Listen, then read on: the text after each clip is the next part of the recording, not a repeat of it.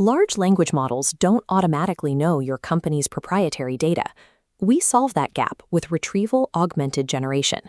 The retrieval engine driving this system is a vector database. It converts your text into high-dimensional numbers and searches by semantic meaning, rather than relying on exact keyword matches. The 2026 market is completely saturated.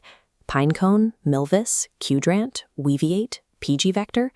Every vendor claims their system is the fastest, publishing synthetic benchmarks that boast over 10,000 queries per second. Those leaderboards reward performance under static conditions. Production systems have to survive continuous data ingestion, complex metadata filtering, and set-in concurrency spikes. Under real-world stress, tail latency degrades systems long before average query speeds drop. There is also a severe operational support tax. Finding a database engineer with a decade of Postgres experience is easy.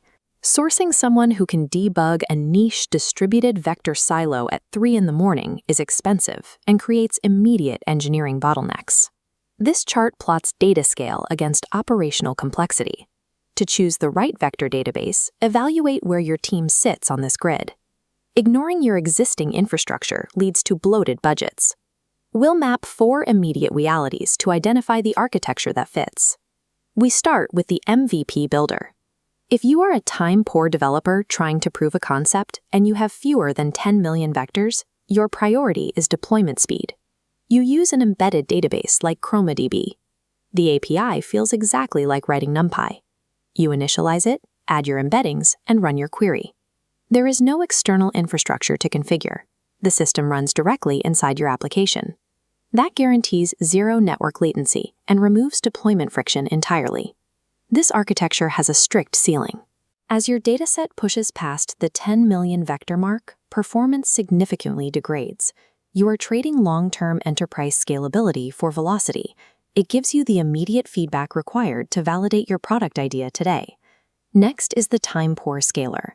You are scaling your RAG product from 10 million up to 100 million vectors, but you do not have dedicated database engineers on staff.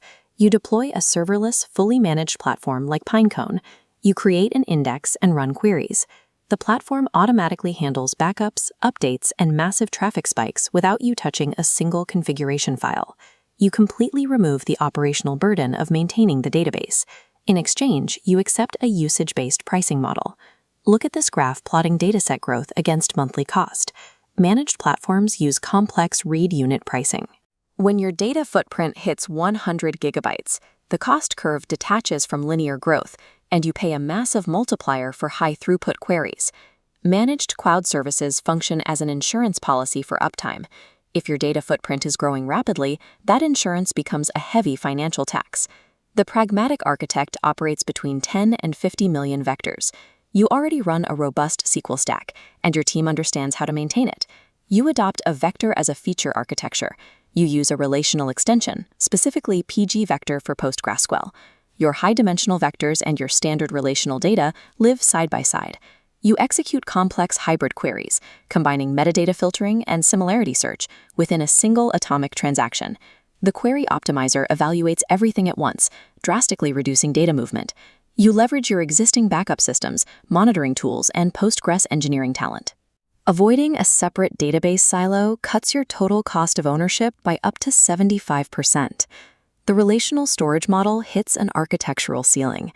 Beyond 100 million vectors, the Postgres engine struggles to match the throughput of purpose-built systems under heavy concurrent vector searches. If your traffic remains below that threshold, integrated engines prevent costly architectural sprawl. They offer the most efficient operational profile for mid-market teams.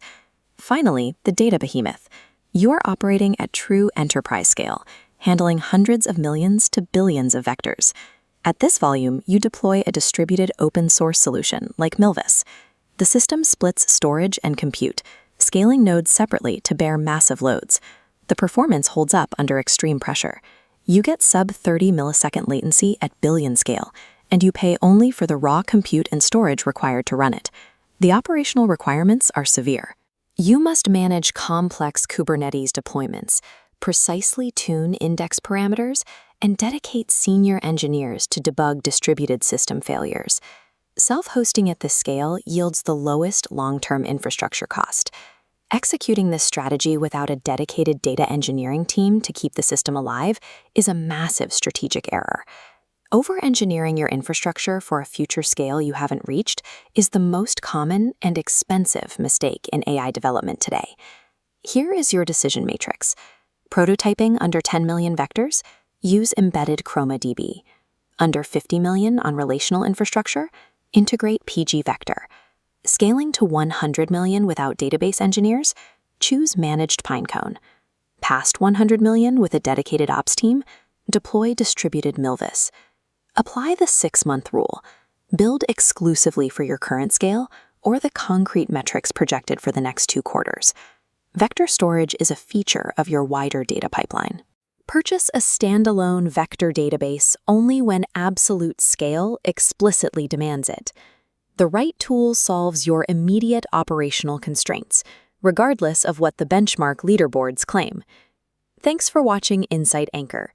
Subscribe to the channel for more engineering and architecture breakdowns.